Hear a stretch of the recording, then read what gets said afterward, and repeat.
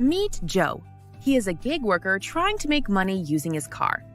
He uses multiple gig apps all at the same time to maximize his earnings. But this can be difficult and dangerous while driving. Sometimes the requests come in so fast Joe can't pick and choose the best trips to take, which can result in lower pay or lower rated disruptive passengers. That was until Joe found Maximo, the automation app that helps gig workers accept and decline trip requests. Maximo will use the filters set by Joe, like time, distance, and rating, to determine which trips are best suited for Joe. When a trip request comes in, Joe doesn't need to worry.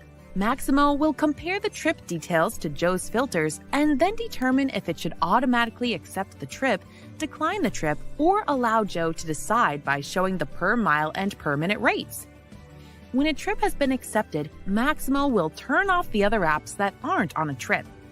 Once Joe finishes a trip, Maximo will turn everything back on.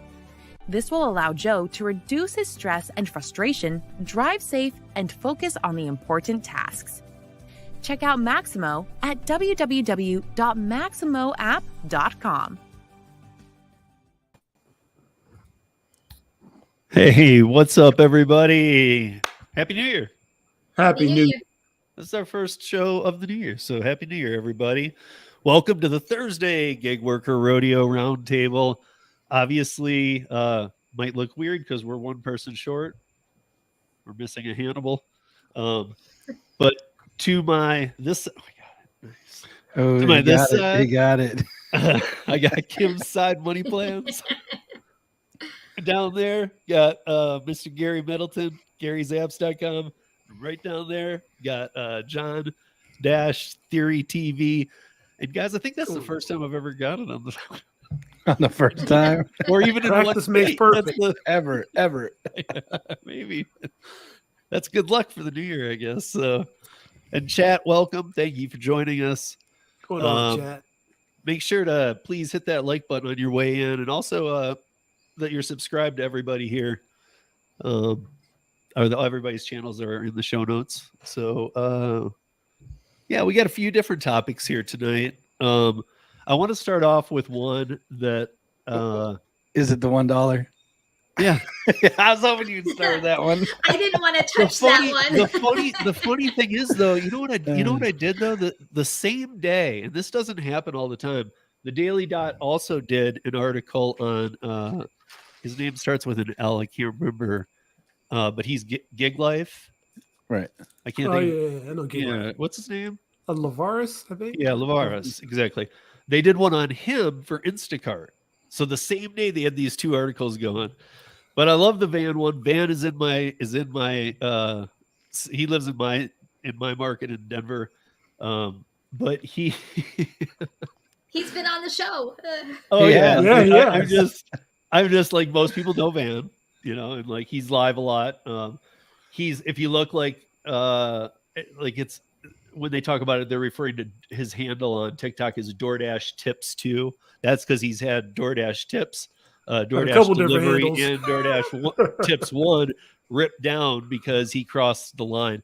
He is a habitual line stepper. If you guys have ever seen the Dave Chappelle skit about Eddie Murphy's brother, and Rick James, it's pretty funny. But when I hear that now, that's what I think of Van. Because he will just go, nope, like, gonna do it anyway. But you guys might have seen this kind of stuff from him before posted. He does have a couple videos up where he even shows it on YouTube too. But he is eating people's food, straight up. If you tip $1, he's gonna eat some. He's gonna eat your food. He's gonna take the rest of his tip out, what he thinks he deserves in your food. And it's not something I would do. I don't endorse it. I don't think anybody should try it. However, we all understand the frustration. It's too extreme for what I feel, but I get it.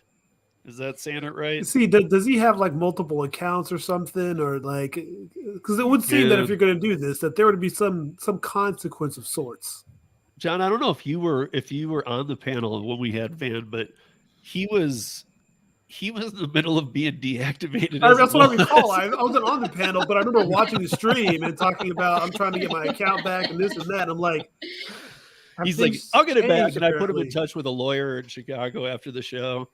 I don't know. I really like Van. I just think he's comical, but he's very extreme, but he does bring out some good points about a lot of bad things that go on. He brings attention to the cause for sure. What I did find even extra interesting about this, though, was the study that was done. Again, who knows how many were truly involved in this or whatnot, but I think that we can all give a little credit to the TV station WGN in Chicago. Even if you live anywhere in the country, you probably get that channel or have seen it before. It's a nationwide channel. But they did a survey, and according to the WGN survey, 80% of the DoorDash delivery drivers that they surveyed admitted to snacking on some of the food that customers have purchased through the app. But there were here's how it says it, but there were other confessions made by couriers in the survey. 23% of drivers admitted to deliberately damaging the package items they were hired to deliver. 9% said they urinated on or near a customer's house. That's and 17% outright admitted to stealing packages intended for somebody else. Yeah. Why are you that's line crossing. Now think about that number. 80% of people have admitted to snacking on food. Yeah, I feel like I've missed out. That means one of us on this panel have done it. Yeah. I have not. Yeah, that is. All five of us were here. Seriously, I really would never. I could be starving. I'm not going to touch your stuff. Yeah, me either. But the only time it's even come close is when like an order gets canceled, but then it's your food or it's up to you what to do with it at that point. Yeah. Obviously we're, I don't want to call them lowbrow, but they're dealing with some kind of lowbrow crowd here because 9%, so almost 1 out of 10 is peeing on your house too. That's a pretty bad stat to know too. Yeah, that is. That's actually disgusting. But why even take the order? Like, I always ask order that same that's coming in. Why even take the order? Just the this isn't even relating to bad tips though. This is just DoorDash drivers surveyed. Yeah, this had nothing to do. They could be a $20 tip. They're stealing some of your fries. Right. Well, see, the other thing is nowadays it's much harder to do. Wow. See, like back in the day, like when I first started dashing pre-pandemic, there wasn't all the sealed bags. So like taxing a fry or two, like I can see that like the bag is wide open. Nowadays, when they got to close it and reopen, it's like you're really going across that line. This is John. He's driving, looking at the bag. Driving, looking at the bag. Just... and Thomas and Daphne, you're wrong. I would never pee on somebody's house. But I always put my food in the trunk. So that way it is in a hot bag, it is sealed, no smells go into my car, but that's the way I've kind of always operated. So I don't know. That's how mine's set up too. I got to tell you, like I'm on TikTok. I know Kim, you are too. I don't know if you follow Van, but what Van puts on YouTube is like if you were comparing it to porn, it's like soft porn compared to hard porn. Like over on TikTok, he'll do whatever. Like when they closed his last account, for some reason, he had got an email that the account was going to be shut down, but it wasn't. He went out in a bigger ball of fire than I've ever seen, dude. He was like, this account's supposed to be closed, so might get naked. He was in his house. He's like, I'm gonna lace a lot of stuff down though, and I'm gonna tell you what's what. And I couldn't move. I was there for watching for 40 minutes, and then it got zapped midstream. I was like, this is the coolest thing ever. A lot of people are like, report. He had his new channel for TikTok up in the corner. And and they didn't even do anything about it. He's like, this is where I'll be. If you like what I'm doing today, this is where I'll be next. I'm going, well, why don't they just zap that one too? Take them both out at the same time. Huh? Apparently know it's not people. I'm telling you, he has some guts going on. I also think, man, if you're TikTok, don't warn people their channel's coming down. Take it down first. True. a lot of this kind of thing could happen, but that's probably that would have happened more. Yeah. And just real quick, while we're on that subject, so yes, this was posted on Daily Dot, and then at the same time, Gig Life was talking about Instacart, and you guys, this is weird because I like Gig Life. Here's his quote: "If Instacart is willing to pay the tip, should we all be removing our tips?" So shopper claims Instacart paid out the tip after the customer tip baited him. So here's what happened: is he had a $10 Instacart base. He had $7 tip. He saw it. He took it right after the order. The 7 went off, and Instacart gave it back to him. And I was like, sorry, like, oh yeah, we'll replace that. But here's the deal: Instacart only replaces tips up to $10. So if I tip bait somebody $50 on like 500 groceries, they're only going to give you 10. Okay, so why would they give it back though? Like if the driver complains, they just automatically give it to him? Yeah, because if the driver's taking screenshots and all that, he's like, dude, I took it based on this. What's up? They had a program starting a couple months ago, from what I remember, that they were basically telling drivers, if you get tip baited, if it wasn't basically your fault, and basically they can prove that it wasn't your fault, that you would get compensated for the tips that were missing from your order. Right? Well, Wasn't that a couple months ago? He did. This article kind of relates to him. He's kind of saying how he's basically talking about how why are people even, I mean, he was saying, why don't you all tip bait?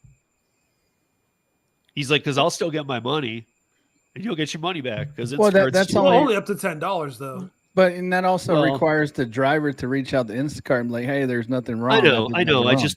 I guess his point, again, not the route I would take, but he's not as extreme as Van either. Let's be very clear.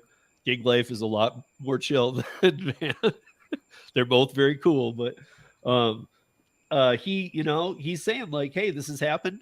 I get reimbursed. So they're aware that it happens. And I think that what I take away and like from this though, is the fact that I don't like Instacart, but here's the thing. If they have to do this, they can't play the tip baiting game, and they really got to start being more careful, because otherwise this is going to happen. I wouldn't do it, but maybe my moral compass is a little different, but people will start putting in tips and pulling them. Well, I've always thought that the companies anyways, like, okay, you remove one tip, that's one thing. Maybe something went bad with that order. But if it's like constantly every single order, they should flag that account and make them call support or email support or something like that. So that way they can't do that. 100%. So maybe part of my switching people over to Dumpling will involve like going up to the Instacart customers and going, hey, you only tip $2, man. Put another 8 on there and then cancel it so I get 10. They should have something like DoorDash now has like the signature required, and Uber Eats has a PIN number for those who claim that they didn't get their order or they're missing items, or like they should come up with some system like that. If you do it X amount of times, it's either like you're cut off from having that feature on your app, like something to that effect. So it literally cuts off habitual offenders from doing that. Yeah, and what Gary just put up on the screen kind of goes with what you're saying, Kim. I've said that a bunch of times. That needs to be it, because I honestly believe people will stop when it comes to that, or most people. Well, two things will happen. People just want I can just take it off, sweet. But if you have to call and they're like, we're just going to record it because we get a lot of people who scam the system. I'm sure you're not Mr. or Mrs. whoever, but we're just going to record that you need the tip removed and for what reason. That alone will get people to not take it back.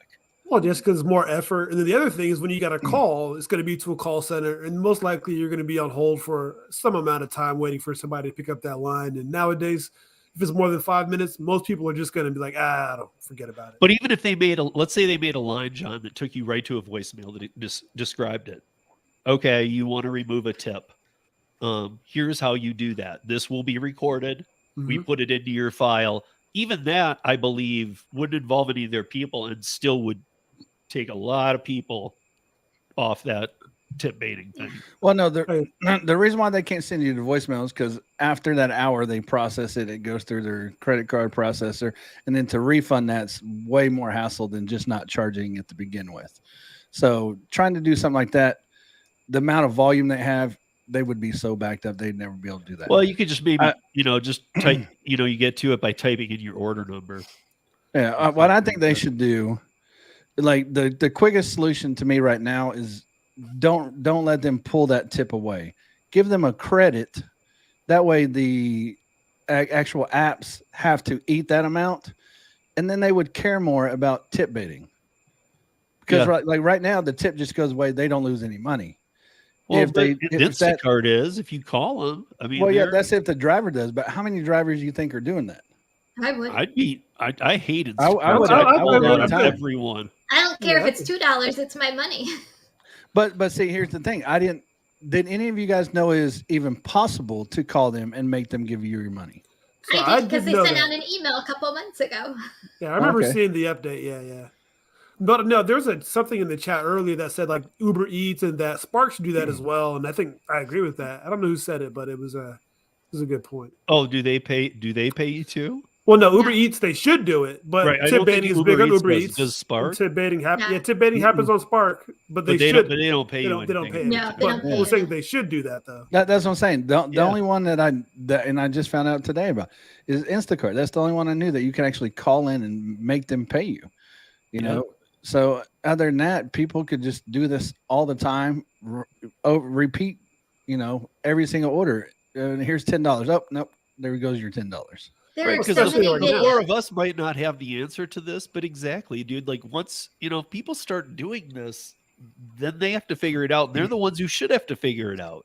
But there are so many videos and TikTok videos, even like just articles out online that tells you how to hack and get free stuff off of Uber Eats, DoorDash. Like there's a whole thing going on about customers sharing this information. So it just goes from one person to another, and they're like, oh, yeah, free food. Oh, I get a credit. Oh, like there's, yeah.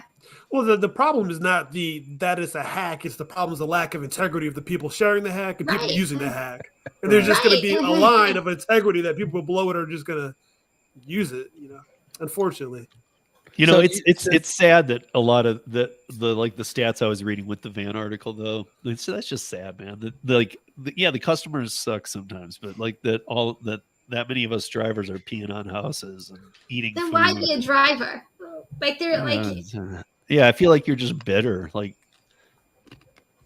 I don't know what to tell you, But what do you think they peed on the houses just to be spite, or do you think they just really had to pee? And as a guy, we'll say that. I hope they didn't have an iRing camera. Yeah, but what? I don't know. I guess I'm just, because there's been them times that I've delivered like middle of nowhere, and I really had to go, so I just pull off and open my car door and step next to my car door. But pee on somebody's house, do you think that was like a spite thing, or they was just trying to hide because they really had to go? Yeah, I don't know. I wouldn't want to drop off somebody's food and then go, "Oh, that's a good spot," and run to the side. And when they get their food, they look over and they're like, "What are you doing, man?" Like a lot of places do you want to do that. 50-cent tip my butt.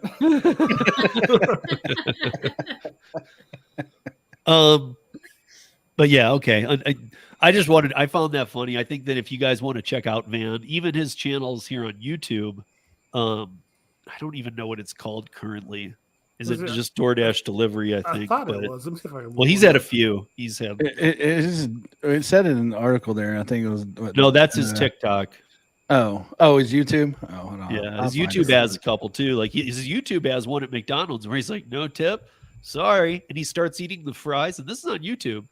And then he's like, "You know what? I'm still hungry," and he pulls the burger out and takes 2 bites. Driving addict. Takes 2 bites out of the burger. I'm like, you're gonna go put that burger on somebody's porch with 2 bites out of it? Oh, you also have side hustle addict, apparently is what it is now. Right. And he used to have delivery driver. Right. And he's got one about training too. He's Van's really heavy on Facebook Reels. He's always trying to get where the thing is, but for some reason he's a habitual line stepper. I mean, if that were to be defined, that's what I'm going to think of from now on. But so here we are in the new year. I think that I'm interested to know how everybody's market is going. I know we're only a few days in. I'm more interested to check in on that like in 2 weeks. I was like, we're 3 days in technically because you don't count the first and second. But I think that with the legislative changes, and I already, I've got one pulled up for tonight. We can even talk about a little bit, and it's more just a reference to California and trucking industry. But they got shot down hard, and they're holding strong on that. That's going to be a really bad, ugly situation. But John has an article that he wants to share that I think is very important because it's the slow time of year in most markets. I know some don't get affected, but for the most part, January is not the best month, and people are getting deactivated for no reason. The other night, I was talking with Ellen about a 90-day deactivation. I've heard this now from 10 people. Interesting. It's like a temporary deactivation. So I feel like they know they're in the wrong, and they're almost like, yeah, we're squaring this out. Just take a time out. So, what? Why? Yeah, it doesn't even make sense. Yeah. And you're not like reactivated in 90 days. You have to call them. It's like being suspended. Yeah, like but they call it. They'll say on the phone, even the people out of country, it's a temporary deactivation. And it's temporary would make me think days, but then they're like 90 days. I mean, temporary can go a long time. I mean, temporary could be a 1-year suspension potentially. But I've talked to, and so when I heard about this, I obviously reached out to other drivers and stuff that I know just by text or whatever, and say, hey, have you ever heard it? And I'm hearing back from more than I thought I would. That this is real. Like this is interesting, a real thing. Like this 90-day deactivation, and it's not all it's just DoorDash. Now, does they say? I guess what causes this or what triggers? Well, it was Ellen's dad delivering with Ellen, and her dad got an email that it was, remember Van's email was something about fraudulent activity on an account or something. Yeah. And when he was on the show, his related to that too, but it had no details. It was like you're suspect of fraudulent activity, so your account is temporarily deactivated. It doesn't say days. It just says temporarily deactivated on the email. He called, and they said, yeah, if you call back in 90 days, we can reactivate the account. I know it's the weirdest thing. I said to Ellen, it makes no sense, especially with what's going on legislative and stuff when they're trying to prove independent contractorship, because they won't tell you what it's about. It's one thing if they just say you're deactivated. It's another if they're not telling you what it's about, but they're like, hey, just call back in 90 days. Why? What happened? Like what did I do? But it's something about, I think more people, I guess I should say this. I don't know if it forces you to now or what, but on all the apps that you guys two-factor authenticate everything. Oh yeah. Make sure you do it, because if you don't, I know that is one of the main ways that they steal accounts. Oh, yeah, I've woken up to text messages from some service at 3 a.m. I'm like, I'm not doing that, obviously. So, but whoever's doing it, they're not getting in. So make sure you got that two-factor set, because it's annoying sometimes. But you know what? If it keeps your account private, it's worth it. Also, identity theft is more annoying. Make sure your emails are separated from if you're on YouTube versus your actual accounts. Make sure they're 2 separate emails, because that's how a lot of people get useful information as well. So try to keep your emails separate. I would say take that one step further. Have one email for that nobody knows about, basically, that you use for certain logins like banking and different things or whatever it may be. But ultimately, an email address that nobody really knows about, so they can't look that up and try to reverse engineer the hack, basically. Yeah. I mean, exactly. Like, have it be for all your gig apps, especially if you multi-app. Go create an email. I don't mind, because I have 3 emails, and then so I'm using kind of my junk email is the one I use for this one. Or for not for my YouTube, but for my apps. I don't care. Some of the apps I might move over to another thing, but I know that they sell my data, and so I start getting other spammed accounts anyway. So it might as well be in that junk. But that's nothing I associate with anything I do online or anything, so people wouldn't know about that one. But yeah, I mean, however you feel comfortable doing it, I like two-factor. I would say if you only have one email, get a second one. And I've always been surprised that the gig companies don't have two-factor as well. Just like logins. Yeah. Well. Yeah. But then again, if I think about DoorDash signs me out sometimes. I'm thinking most of the apps, I'm like, most of the time, Uber I'm Eats pretty much already logged does, in. I think. Well, Doesn't yeah. Uber Eats have the two-step? Yeah, they have the two-step for me at least. Uber does, but DoorDash doesn't. Grubhub doesn't. No. Spark, none of them. So wait, DoorDash doesn't. I just had to reset my password on DoorDash because I never really use it, and I was just. Yeah, it's the new year. I was just launching all my apps, and it made me do it. No, it's never asked me for. Yeah. It wouldn't let me log just checked in right now. I could log in right now without a. Yeah. Well, I can't log in. I can schedule myself. Right. Yeah. Did you guys see that Grubhub has a new pause screen? No. Yeah. Let me see if I can share it real quick. Share screen window. That one. Check this out. Huh. When did they start doing that?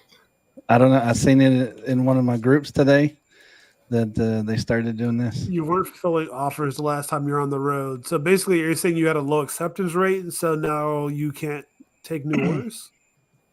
Yeah, I guess. I didn't have it. And it's too bad you can't respond to these. Send me a good order so I don't have to get this stupid notification.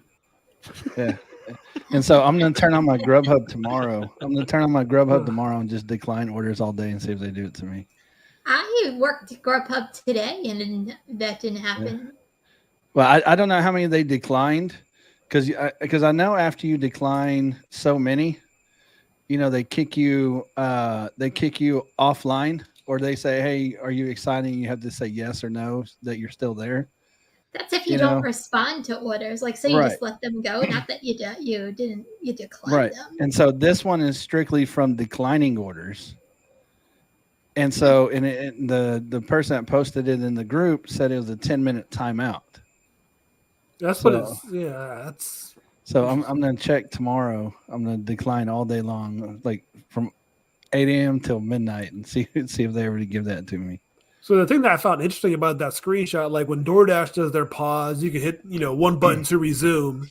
Right. They have the timer, but on that Grubhub one, I didn't see anything about that. Like you got a timeout. Signed you out. Completely signed you out. 10 minutes. Yep. They're like, hey, sit your ass over there. Exactly. Quiet corner. It should just be a big dunce hat that comes up. And with a clock, there's a big L comes up on there. And see, I'm wondering, and I don't know if they were on block or off block or anything. They didn't post that or not. And so that's why I'm wondering too if it's like an on block thing, because if you're on block and you decline so many, then they're like, hey, you're declining too many. We're not going to give you your guarantee or whatever, or they'll kick you off the block or something. Yeah. Okay. I've never got a guarantee from a block, but then again, I don't get that many orders. Happened once to me. Really? Did you get the guarantee? Oh, interesting. Yeah, I got the guarantee. I was in an hour and a half block. It was a Sunday morning, and I took it because it was a Sunday morning, and I'm like, what are the chances? At least I'll get guarantee pay if I don't get any orders. And I waited an hour and 15 minutes, and the 15 minutes before they sent me one order, completed it, and then they gave me the guarantee pay for the hour and a half. Whatever the difference was. So yeah, it was actually pretty nice. First time it ever happened. Interesting. Yeah. Thomas is saying that. I know Ceci, nomadic gig econ mom, she does a lot of Grubhub too. I think she does primarily Grubhub, if I'm not mistaken. We need to go check out Grubhub again. Everybody should be doing Grubhub, as I said before. They give you all the information. Why would you not do Grubhub? I'm not even going to have a little sound deck thing here, but I'm going to get a cowbell. I like Grubhub. I just wish so everybody looks at their phone, though. I'll do it under the table. Right? I just wish they were busier in my market. That's my biggest issue with Grubhub is they're just not like they don't bring in the orders as quickly as the other apps do in my market. I think that's my biggest issue. I actually did get an email from Amazon about free Grubhub. They're advertising. They're pushing it out there. They want that. They want that 10%. But there are maybe it'll pick up. Employees that just got laid off. They're reassigning. I saw people. that today too. How many was it? 14,000. I think it was 18, wasn't it? Right, from Amazon. Yeah. But I mean, they always lay off and then they hire, lay off and hire. I know, but it's never ending. But it's hard to carry employees in a recession. Yeah, it is. It is. That's what I'm saying. Everybody's gonna be laying off and rehiring, and I think one of your stories is actually that goes perfect into that. Yeah, my story was about So I think it was Market Watch, but they mentioned that going into this year, going into the recession year that a lot of people are expecting, they expect over 100,000 new gig workers due to this recession. So it's interesting because the split was like 45K for rideshare, about 60K for food delivery. But part of that 60K mentions like the overlap because people multi-app, right? And so, the big, obviously, the causes, the layoffs, like we mentioned, but also inflation. So a lot of different things, people losing jobs or people, because of the inflation, taking on extra work to make ends meet. So the thing that I found interesting about this article, that it was all written from like a Wall Street analyst perspective. So it was looking at it as, okay, these stocks are a buy now because basically there'll be less surge, less peak, less incentives, advertising. The companies have to spend less money. The drivers are going to be coming in droves. More drivers, going to be less orders. So orders are going to wait less. There's going to be not as much, add-on from DoorDash. New drivers take worse orders. Lyft, who was mentioned in this article as well, actually, since back in November, they're already documenting that they've seen that growth from inflation and recessionary pressures. And the big thing they kind of ended it with, and I think we know this, that it's bad for existing drivers because we got increased competition, but we got less orders from, the inflation and recession stuff. So ultimately, they rated all the stocks as a buy because they're going to be more profitable because they're not spending money on drivers just coming to them. So that was the big thing. And, it was like, I think it's for us content creators, though, I think it's a great time for us to educate a lot of the new drivers too, though. So, I mean, just like, the Steve is planning, a lot of things that are changing in the new year, whether it be because of legal changes. And I could even imagine being a driver coming on right now in the midst of all this change. So definitely a lot of content to create, a lot of education to be educated, I guess. Oh, big time. And I mean, and these, the newbies, are they going to think that it's all that great? Like Joe, Joe was on the panel I was talking about earlier this week too.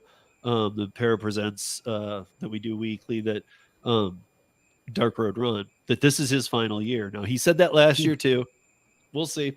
But he's been doing rideshare since I started. Now I do other apps now, and I really don't do rideshare anymore.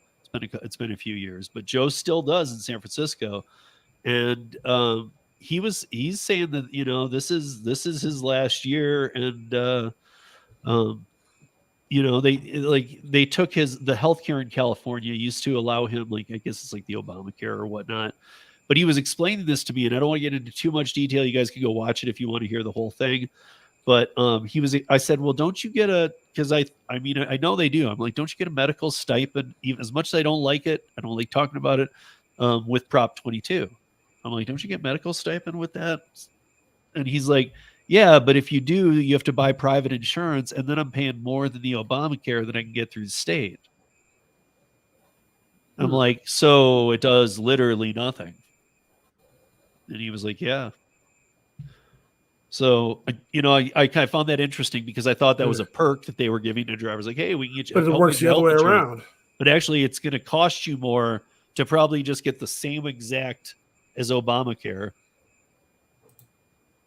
through the state. And you're going to think they're paying something. And I don't know what back end deal they got going, but So I want to whip this story out real quick, just because it is quick. But on January 3rd, which was Tuesday, Secretary of Labor Marty Walsh and Deputy Secretary of Labor Julie Sue hosted a roundtable at the Port of Los Angeles. Now they had the discussion included Universal Trucking, Sea Logic, TTSI, Pacific 9, and members of the International Brotherhood of Teamsters, Local 848, and the Port of Los Angeles officials. And in here they stated, and it's on the Department of Labor's website, so you can go in there and take a look. But they state that participants highlighted the importance of improved pay, benefits, training, and job stability that will come with employee status and collective bargaining. They are doubling down on AB5, and now they're going to take it out on the truckers, which is something they've stayed away from, but they are pulling the plug. So like I said, the new year, and we will keep talking about this, because already I talked to Kim Cavan too yesterday, and she was telling me about things that already started in Massachusetts, but we won't even touch on that till next week because I barely understood what was going on. But this is already happening. This is going to cause a huge problem. We already aren't back to complete supply chain maintenance. We got road issues. We got railroad workers on the verge who belong to a union, but we're told they can't strike. That's a little weird to me, guys. Like, that's one of the reasons I don't like unions. I mean, I know, but Biden said, hey, you can't strike. Why are we paying union dues? These guys are getting pissed off.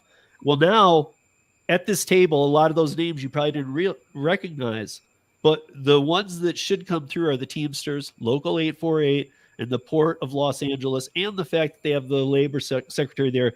By the end of this thing you're reading, it basically, so here's the final paragraph, and it's short.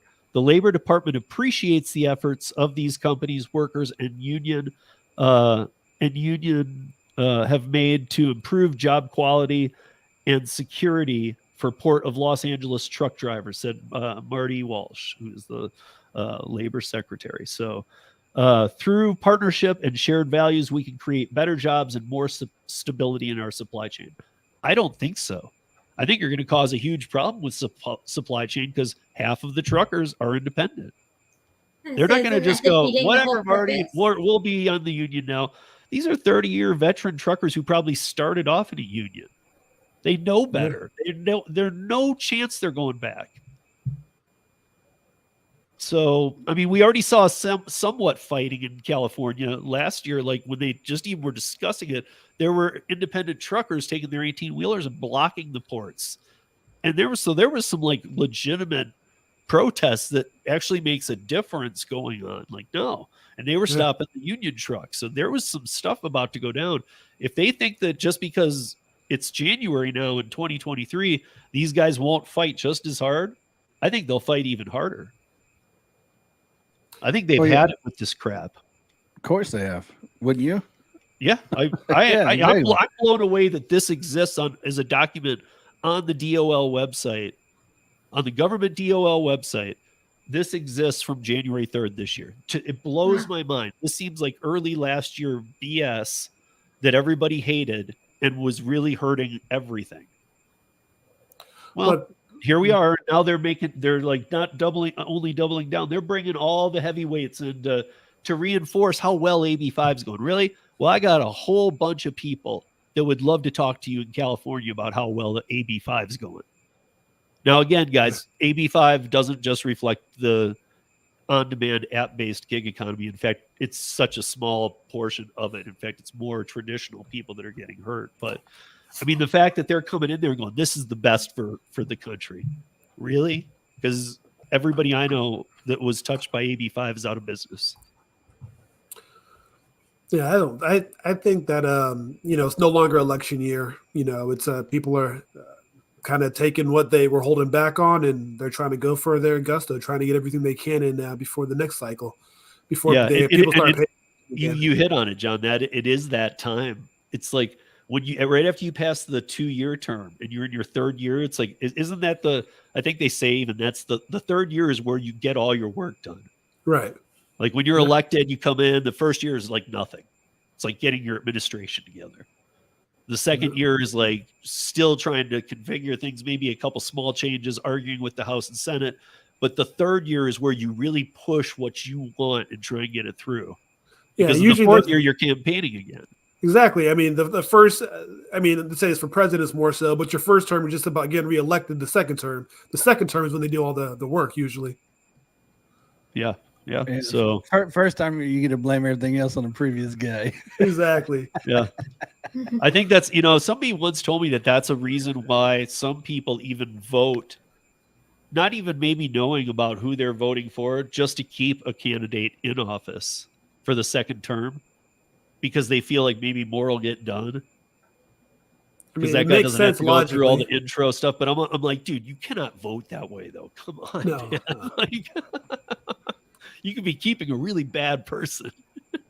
It's like, just wait. Give him 4 more years. Give him 3 more years. It'll turn around. I promise. It's like, no.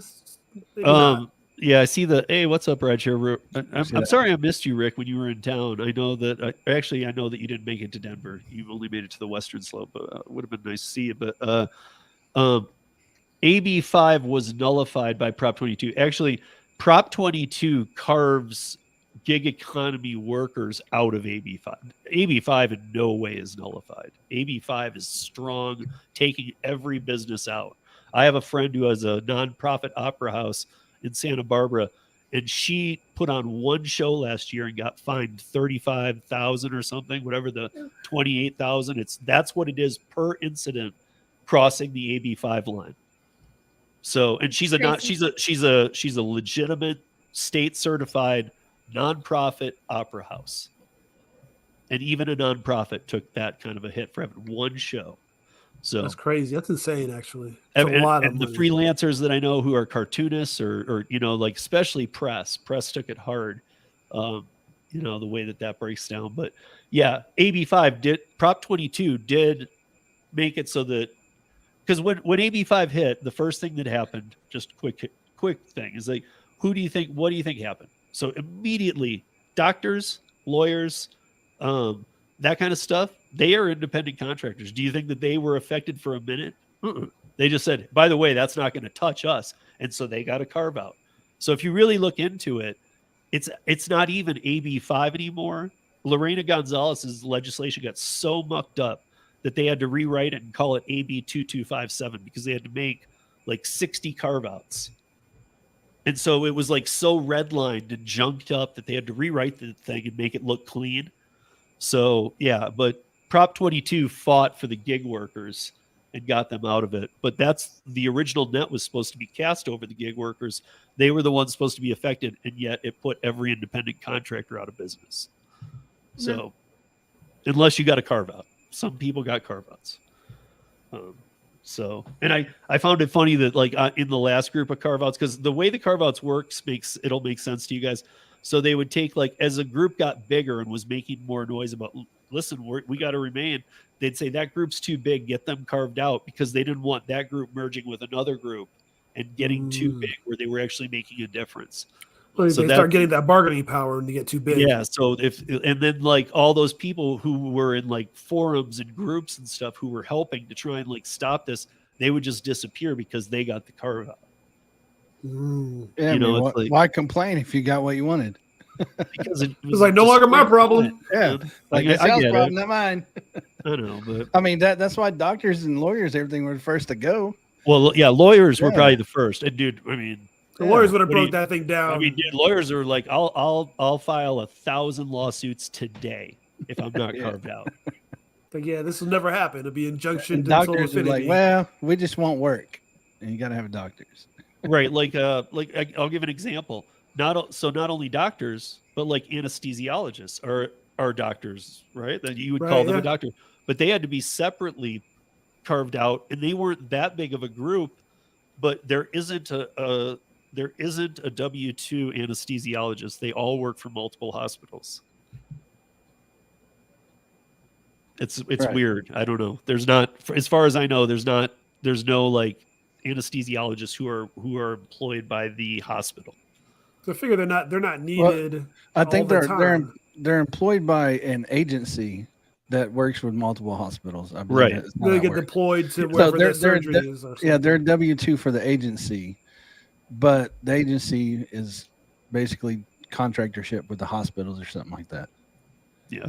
Well, yeah. I don't Which know. makes them not technically employees of the hospital. Right. And every doctor that's a specialist who breaks off Right. is an independent contractor. I mean, like, this was just a nightmare mess, you guys. And but now here we go. And there's already things going on about the gig economy in Massachusetts. There's even Kim, when I was talking to Kim Cavan, she was even telling me about Pennsylvania, which I thought we were just going to be talking about Minnesota and Massachusetts, which changed. And Pennsylvania didn't, but she didn't have anything on Minnesota, but she was already starting to tell me things about Pennsylvania that are going to change. And I was like, I thought that didn't happen. She's like, it didn't, but they're doing their thing and they're just going to make it happen and everybody can suck it kind of thing. You know, it's like it's so weird. This Massachusetts thing had me livid that they let these companies campaign for like a Prop 22 last year, spend money, and then they were going to have it on the ballot just like California did.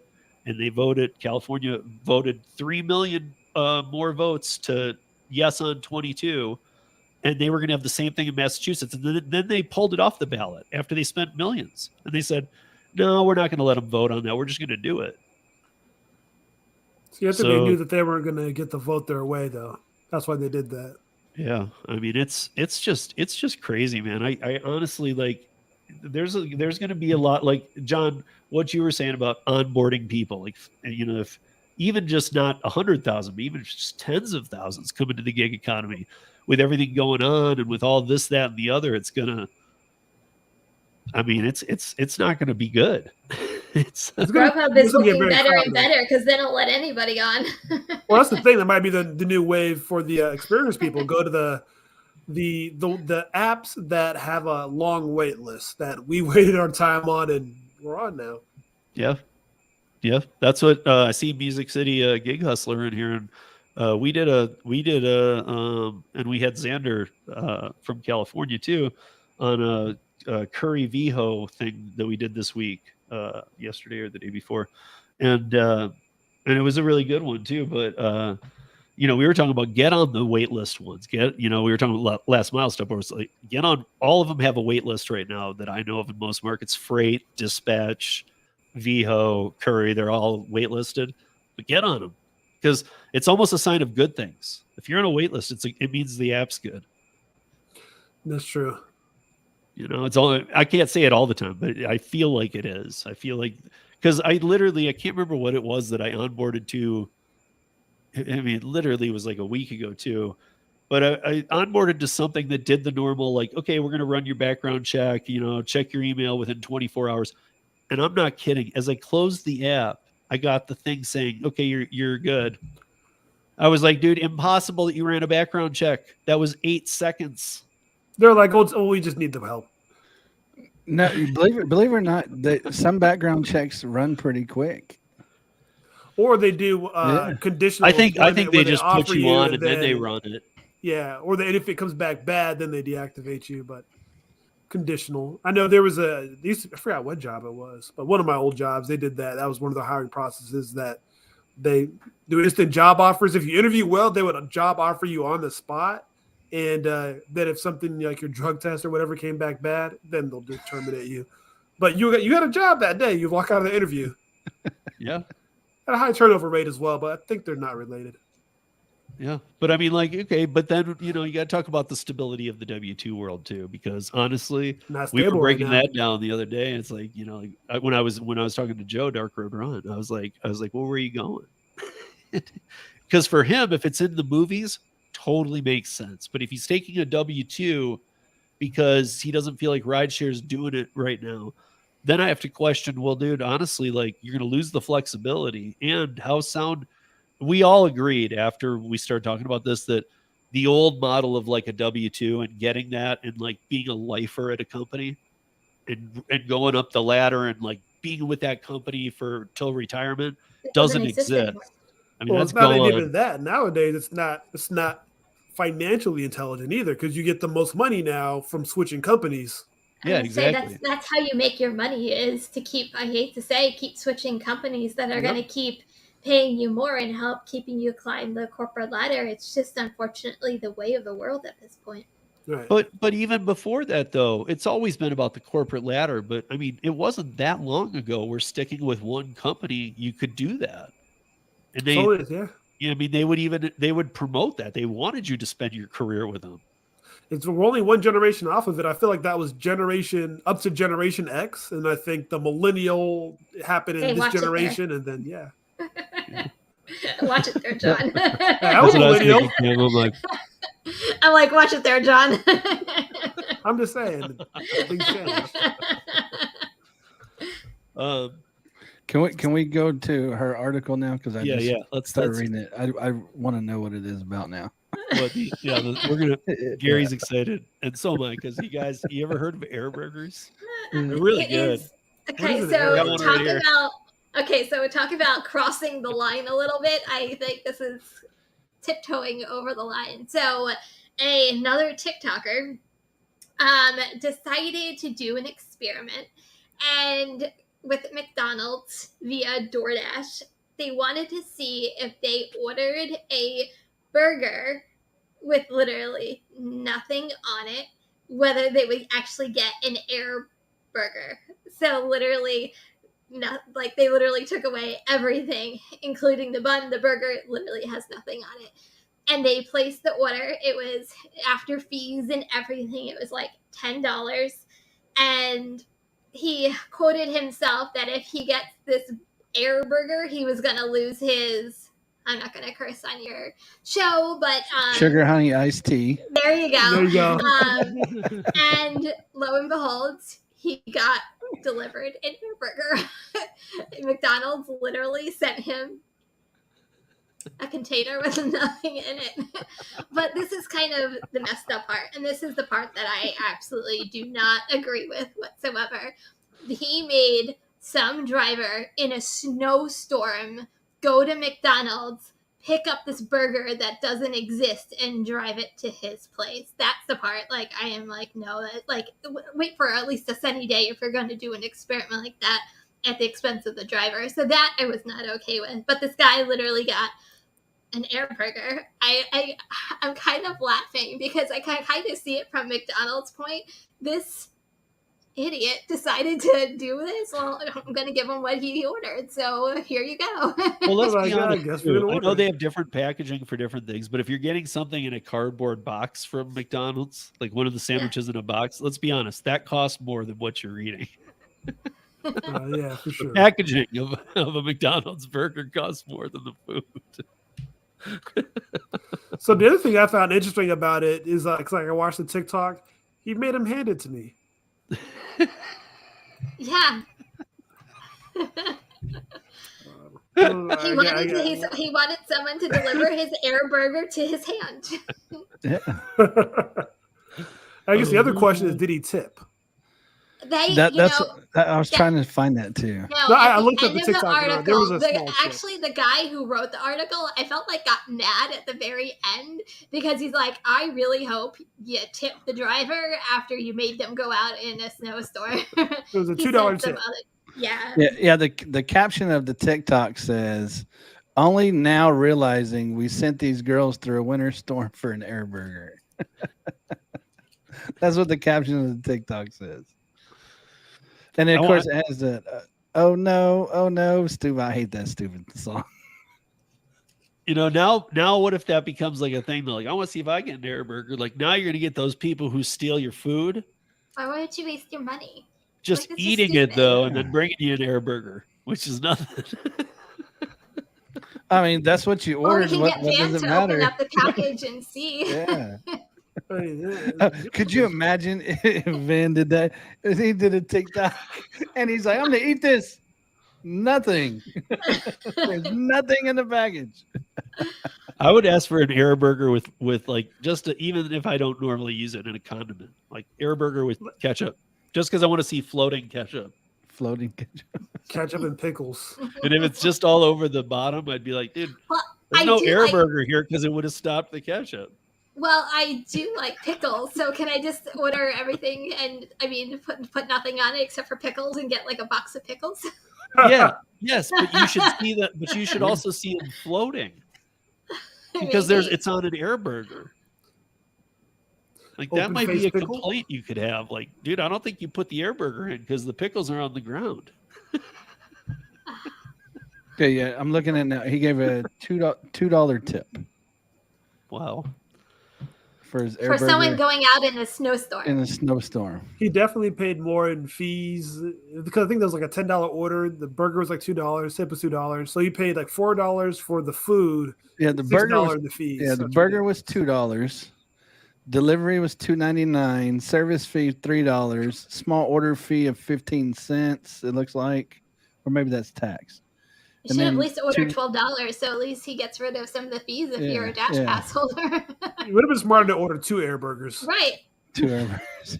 Get rid of the fees. Mess them up. Order 1 regular burger and 1 air burger. Okay, so I was looking down. There's a couple articles I wanted to get into, but I want to wait on the mental health one because I want Hannibal to be here. Not that he's mental, but Hannibal has talked about that subject a lot. Really?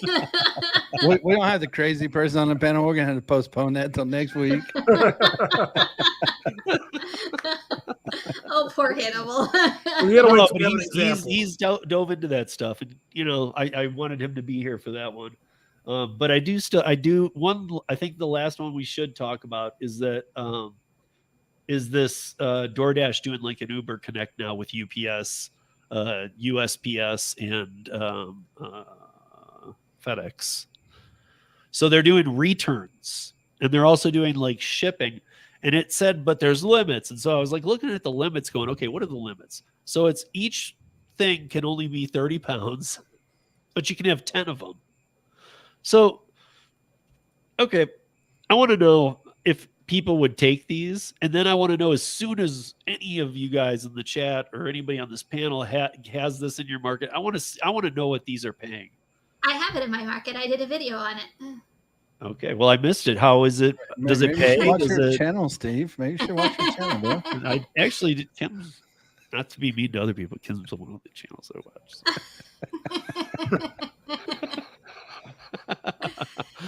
I mean, I try. We just can't watch them all.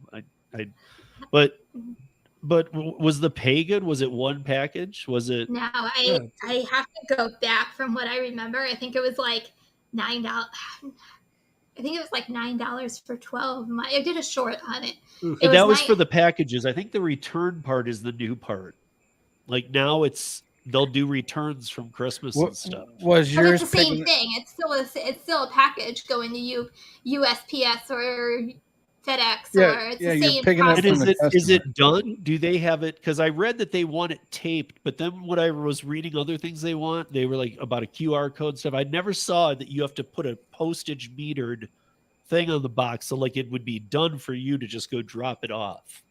I personally didn't do it, so the order was not worth. The miles were more than the dollar amount. That I do remember. I don't know the exact specifics. Kim, I would have to go back. Should have done it for content. Well, like I did an Uber Connect one. It was something crazy though. I think it was like 12 miles. It was something crazy. I think it was like $9 for 12 miles or something like that. It was something a little crazy. But at the time, I think it was like a week before Christmas. And I'm like, there's no way I'm standing at the post office because it was a package picked up to go to the post office. I'm like, there's no way before Christmas I'm standing in line at the post office to drop off this package. So was it a pickup from the customer? Yeah, you pick it up at the customer's house and then you deliver it to, it was the post office. I know some post office have like that section for prepaid packages, like that drop. You can just throw it in that little, like a big laundry basket. I'm trying to watch this stupid GIF and see if there's a place for a tip on there. Because it has like a flat fee and things like that. And so I'm trying to watch it you can't pause this stupid thing. And so I'm trying to see if there's a spot for a tip. Because if not, then none of these are going to get delivered. It came up as soon as I opened up my actual personal DoorDash account, not my driver app. Like if I were going to order food today, I actually opened it up and it popped up on my screen and it says UPS, FedEx, and something else now available for returns in your area. It's the first thing that you see on your screen. Yeah. Let me see. I'm logging on mine. I'm doing the same thing, trying to see if I have that availability in mine. I don't have anything to return, but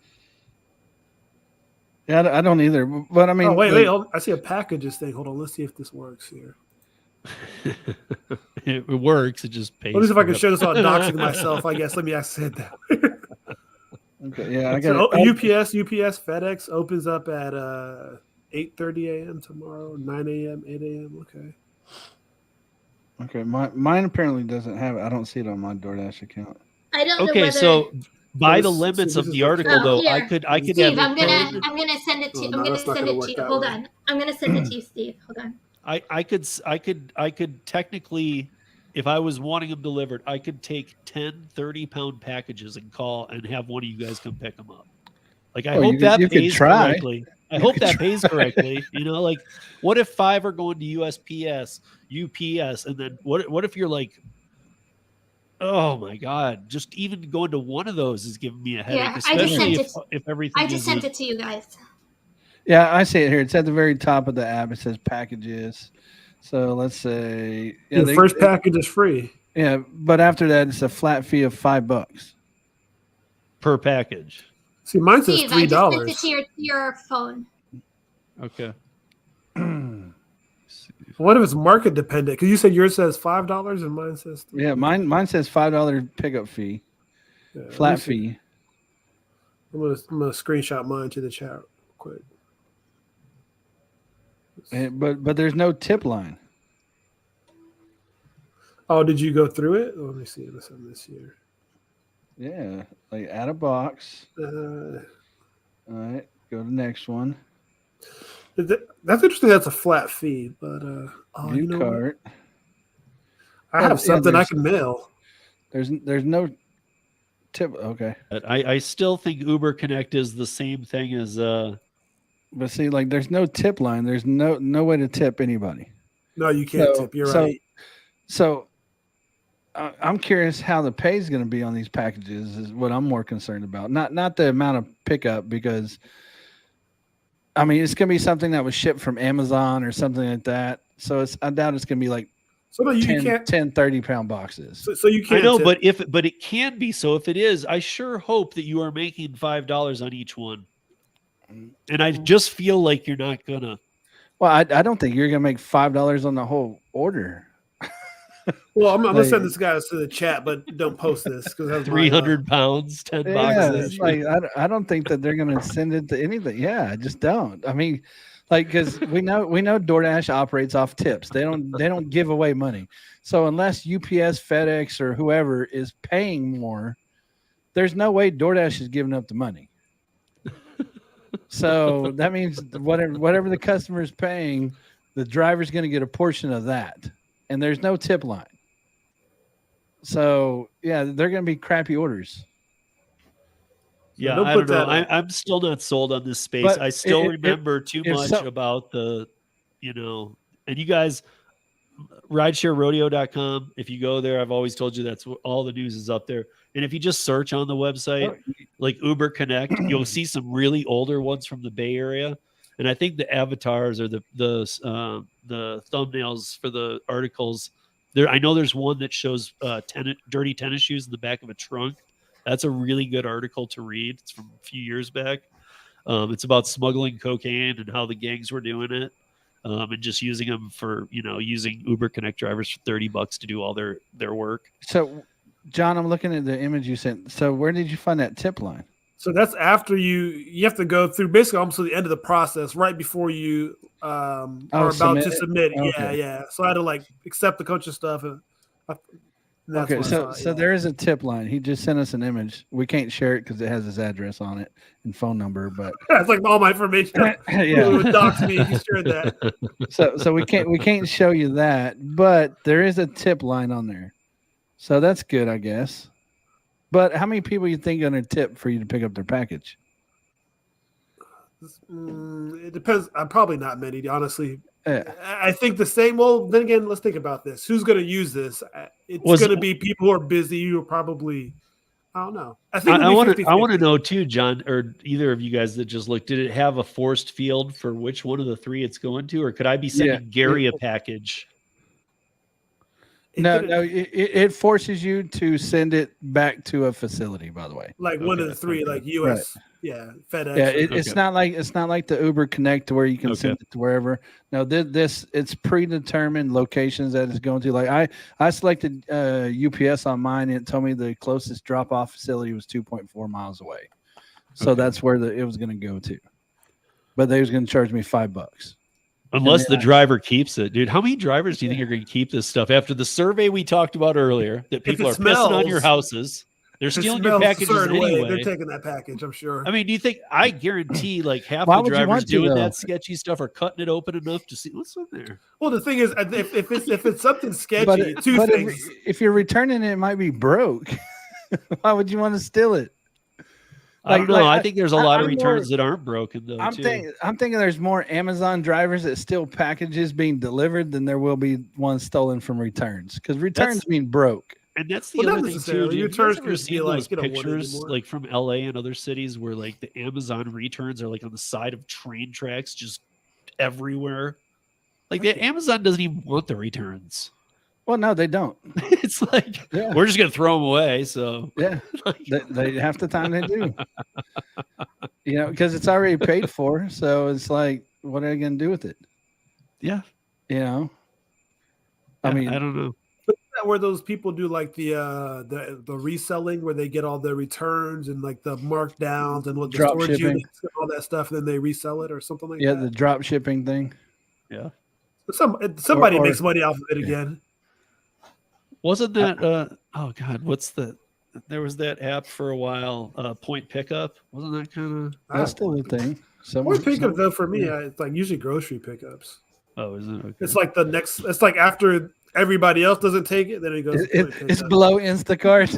Yeah, it's like everything else, and then it's there. Instacart lets you tip up to $10 and not have to pay for it, and they'll pay for it for you. Yeah, that's your new favorite app. I'm gonna start using Instacart. I hope I'm still active on this platform. I need to double check that. Just tell the driver whenever. Tell the drivers whenever they deliver to you, don't worry, I'm taking the tip away. Just call them and tell them to give it back. I see that Josh. I just guys, I haven't been out keeping up with the chat, but I just saw Josh. My dumpling's actually going pretty well. I'm going to talk about it next week. We'll wait for the basket case to get back so that we can talk about the mental story too. I'm just kidding, Animal. We love you. See what happens when you miss? No, I'm just kidding. Josh, I actually started out doing Instacart, like back when they were a good app. Yeah, I mean, I don't know. That's before most of you guys even heard of gig work. I was on a so Lou and Mary Long Island Dash Experience. They have a members only part of their channel now, and I joined their members only stream this week on like Monday. And Random Ryan was on it. That's part of. I've seen Random Ryan in all of our chats and stuff, but I've never seen him in person or whatever. He's a really cool guy, but he was almost like, I was driving and I was on my way home and I was watching the stream, and he's like, "I wish Steve was in here." He goes, "Because I want to tell him why Instacart rocks." And so I stopped the car and I typed to Lou. I was like, "Lou, I'm 10 minutes from home." I'm like, "You tell him to wait. I need to hear this." So I hauled home, got on the stream, and he again was just kind of, we were talking about, I mean, we were at absolute 180 of each other on our markets for Instacart. Like I showed him every offer that I have saved on my phone, which is pretty much any time I ever look, and he wouldn't have taken one of them. But all he does is work Instacart. That's crazy. Because so his market, he's like, "Dude, I could kill it with Instacart." Well, we know every app is. I know, but I don't hear kill it much with Instacart. I mean, I know people that do Instacart full time. Do they use the words "kill it"? I mean, they pay their mortgage with it, so I'm guessing they're doing okay.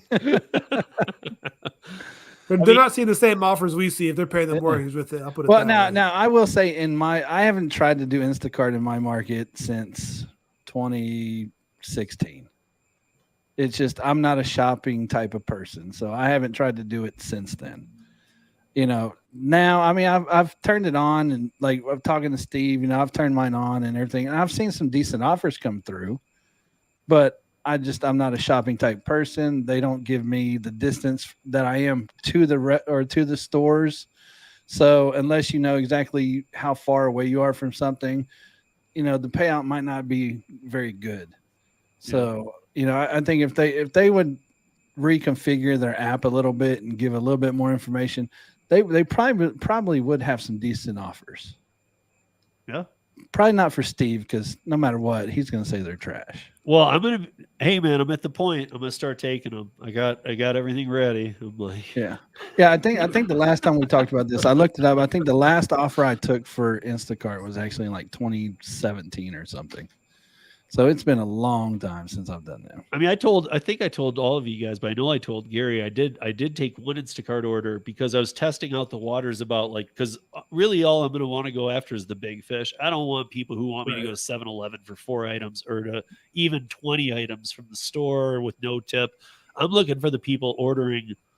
As much as I hate doing these Instacarts, I want the ones with the big orders. Right, that's how you should do if you're trying to grow your dumpling. Don't go for small things. Don't, and I know you said this before too. You've told people, you can use dumpling to do, food delivery. Why would you though? I mean, that's just like you would waste as a driver. You would waste more time and effort than you would make. I think what I was trying to allude to, and I don't think Joel will care if I say this, but if you could build that kind of rapport, maybe they could just call you. Figure it out. Right, but I mean, does that make sense to you? Like, I'm not saying maybe put it through the dumpling platform, but right. But if you build a good rapport with somebody, could you imagine Steve laying in bed at 10 o'clock at night, get a client call? Can you go to Wendy's for me?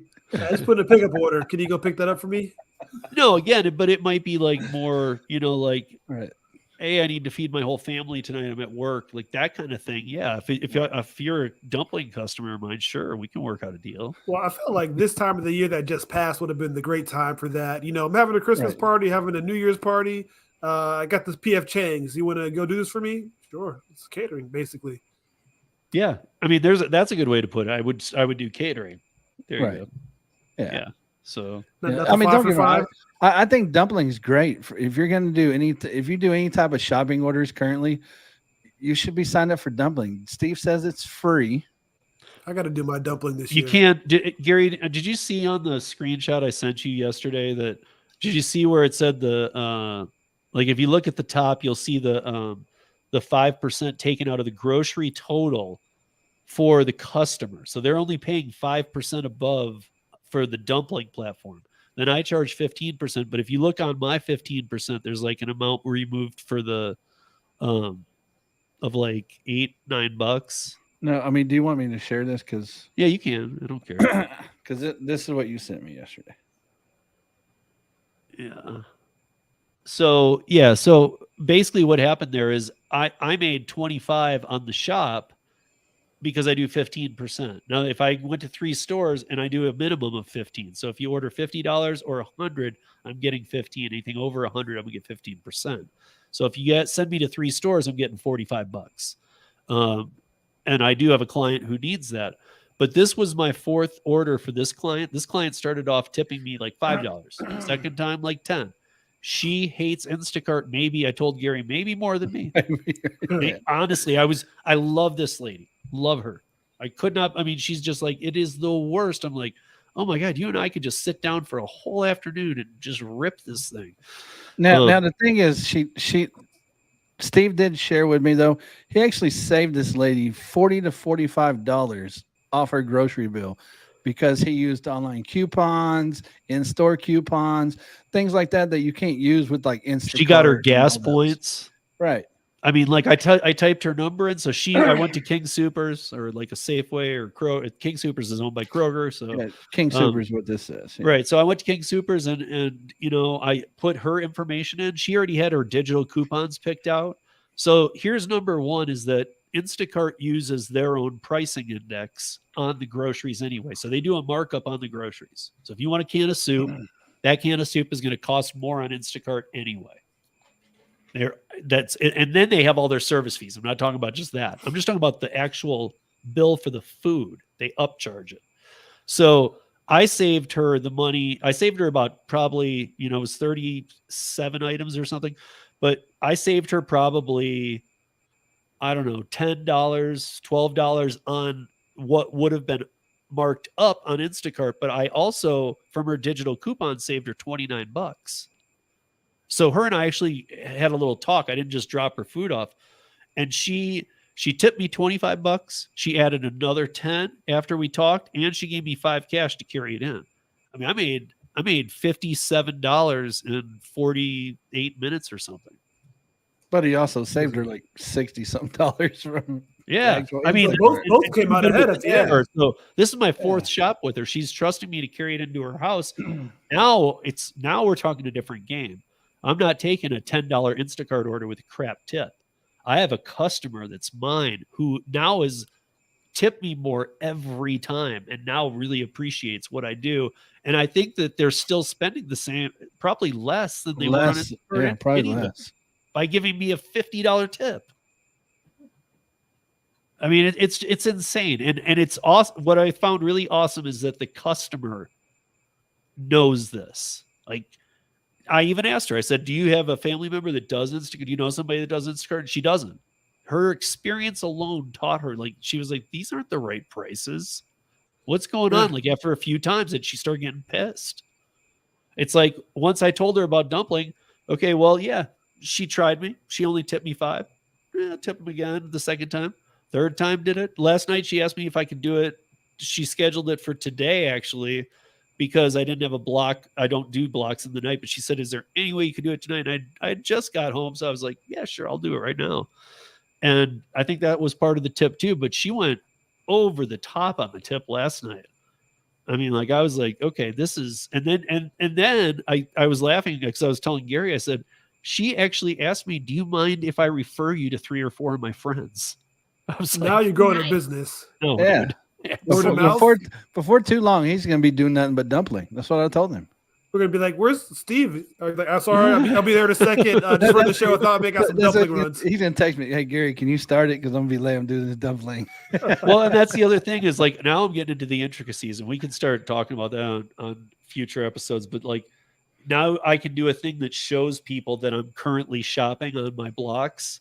And if they want to add on to that, they can, and it'll contact me in real time, and I can decide if I can handle that too while I'm there. So, like, while you're shopping, it'll show that you're actually shopping and say, hey, since you're in the store, you want to do this order for me as well? Is that? Yeah. Pretty much. Or if somebody's even looking for, like, a first time, but those I probably wouldn't accept. But, like, so I wasn't, like, I hit a button when I walk in the store. It tells them through the app, and she gets her notification he's started the shop. And all I've told every client, or the clients that I do have right now, is that, hey, just make sure that, you don't have to sit there and, like, stare at the phone. But, if you see a alert come up, it means, and nobody has even blinked. They've all, like, said, I love this, because I'll say they're out of this, and I can just take pictures and be like, okay, here's what we got. And they're like, oh, well, just grab that one then.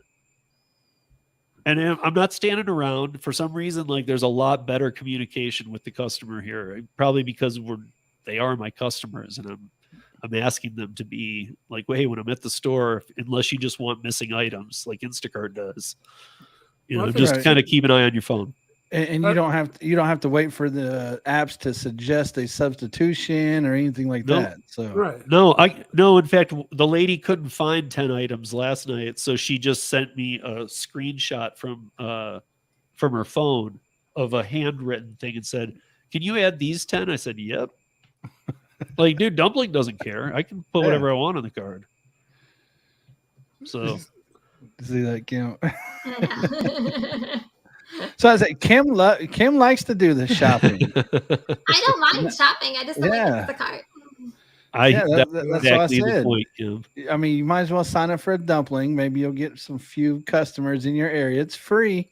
I'm telling you, Kim, if you know 1 or 2 people it would be worth trying. And John, same thing. Everybody in the chat, same thing. If you know 1 or 2 people, it's worth doing it, trying it out, and maybe you could even if it doesn't grow, like maybe you can still do those 1 or 2, and you'll see the tips grow. Maybe then later you'll put time in. But I mean, look what just happened to me. I did a 4th deliver for somebody. It's been aces every time. Her and I get along very well.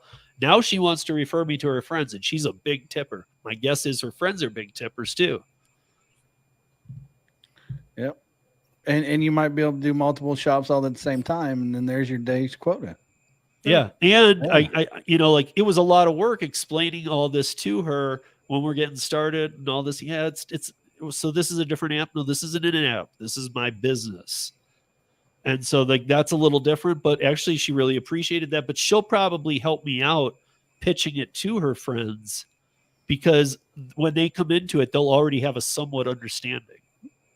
Right. Like I heard you're going to kick the crap out of the Instacart price and make my life a lot easier. Yep, that's exactly what I'm going to do. Well, yeah, I mean, you have to figure that if she's been saving money over the last month on these different things, most people, when they find something, they're going to be sharing that with their friends, and their friends are going to be naturally inquisitive. So, I mean, I think it's a matter of time. I think I honestly think, I said that before I started. I think that's how it'll either grow or it won't, is going to be word of mouth. Right. Well, I mean, and the thing is, they're not using an app. They're getting a personal shopper. They're not getting an app. That's a whole different ballpark. Yeah. I think the other thing is a lot of these apps have a bad rap from the way they treat their employees. So when they say, "Oh, it's another app," and if you've used enough apps, a lot of them are kind of the same in a lot of different ways. So, I mean, it's when you know it's a business, it's a classic business, a sole proprietor, with things that their people are accustomed to associating businesses with, they're going to feel more comfortable with that. Yeah, for sure. Well, you guys, that's a wrap. We will get into the mental challenges story next week. I don't know why I keep digging this hole bigger, man. Thank you all for joining us. Always feel free to reach out to me, Steve at ridesharerodeo.com, and be safe, earn smart, and don't forget about our radio show tomorrow. Oh yeah, we're back tomorrow. Yeah, it's back tomorrow. First radio show of the year. Driver Nation, 7 to 9 Eastern. And guys, that's a call-in show. And by that I mean, like, you can literally pick up your phone and call. Like, you don't have to deal with StreamYard. You don't have to we don't mind if you're on a speakerphone and working. That's the one night that literally don't care. Just call in and we make it fun. I mean, we really do. We kind of, if you're thinking like, well, is it topical and stuff? It is, but we'll break topic. And I mean, like it's a radio show, and it's a different feel altogether than the stuff that we normally do. I think. I don't know. And I think that Tom is a big part of that too, who over at TNC Radio, Tom helps steer it that way too. So he keeps us in the radio realm. And so it's just kind of different and fun. So if you haven't checked it out, check it out. But yeah, that's all I got. What do you guys got going on before we leave? Kim? What do I have going on? I have, just kind of the regular stuff going on. Videos, shorts, community posts, lives, you name it. I think it's out there. And Kim's on TikTok too now. She has been for a while, but I'm just pointing it out because I get on there to do some stuff here and there. And I there's not everybody's on it. John's on it too. I don't know if John does much with TikTok. I'm going to be doing more with it this year. So that's one of my 2023 goals here. I mean, it's a weird place to hang out, but I'll go there quick and get something done and leave. See, I'm more on YouTube Shorts than I am on TikTok, just because I'm already doing YouTube, watching YouTube videos. I'm like, let me hit that short button. And then an hour later, my life is like, oh my gosh. What did I do? Yeah. But so check out all the channels and make sure to catch us back here next week, because we got, obviously we'll have our batch of fun stories, but we're going to talk about Massachusetts. Like, hopefully, if not, it'll be the week after. But I really want to start getting into this a bit. Massachusetts is becoming a little petri dish. Yeah, I'm you know, what worries me the most about Massachusetts is that obviously we all know this. That's where Boston is. Boston is not a small city. And unless like AB5 carve outs, they're going to try and carve out a city, which that would be impossible. I really am I'm concerned about how that works. So anyway, you guys have a great weekend and thanks for joining us. And we will see you back here next week on the Roundtable, if not tomorrow night on Driver Nation. Peace. Peace.